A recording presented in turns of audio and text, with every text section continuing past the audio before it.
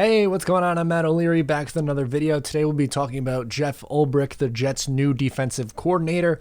But before we get started today, I just want to mention you can follow me on social media at Matt O'Leary NY. If you haven't already, check out the podcast. New episodes drop every Monday.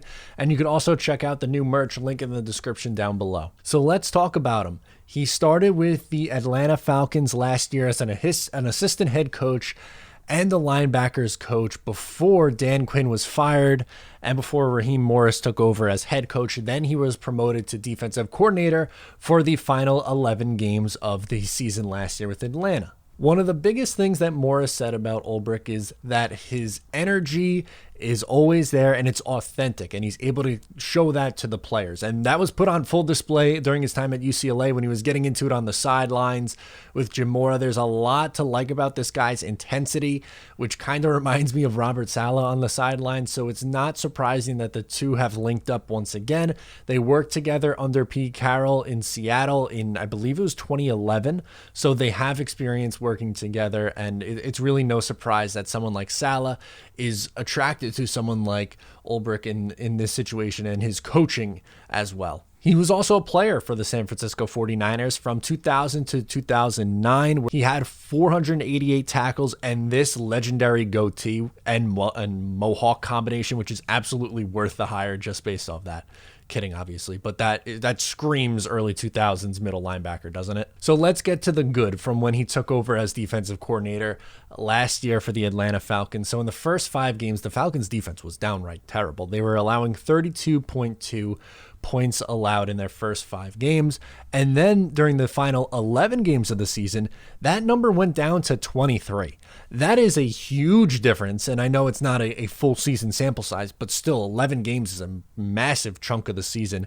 Just 23 points allowed. That is a huge upgrade.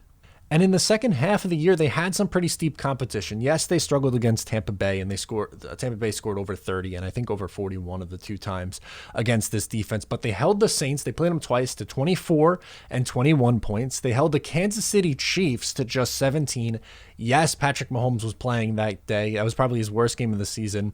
And they held the Chargers, who had their high-powered offense with Justin Herbert, to just 20 points. So yeah, there were a lot of big teams. So that's 4 games against quality offenses where we saw the Atlanta Falcons defense step up and play relatively well. If you're holding the Saints to 24 and 21 points, the Chiefs to 17, and the Chargers to 20. Now, granted, they lost pretty much all these games, which is embarrassing just to show how bad the Falcons were, but you would have a good chance to win on a good team and an offense that has any semblance of productivity. So when you look at some of the linebackers that he helped develop with Atlanta, obviously Deion Jones is someone who really jumps out. He's the 13th ranked inside linebacker by Pro Football Focus.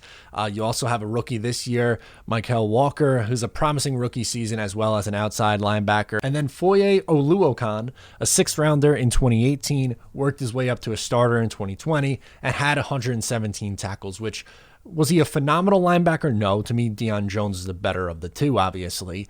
But he still was able to have 117 tackles and is at least an okay starter at this level from a 6th-round draft pick. So he's able to get a lot out of these guys.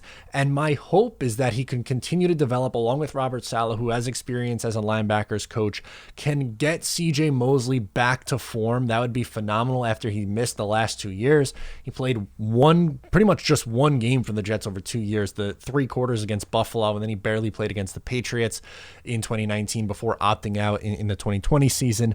But if he comes back and is like 80% the player that he once was, that would be phenomenal for the Jets.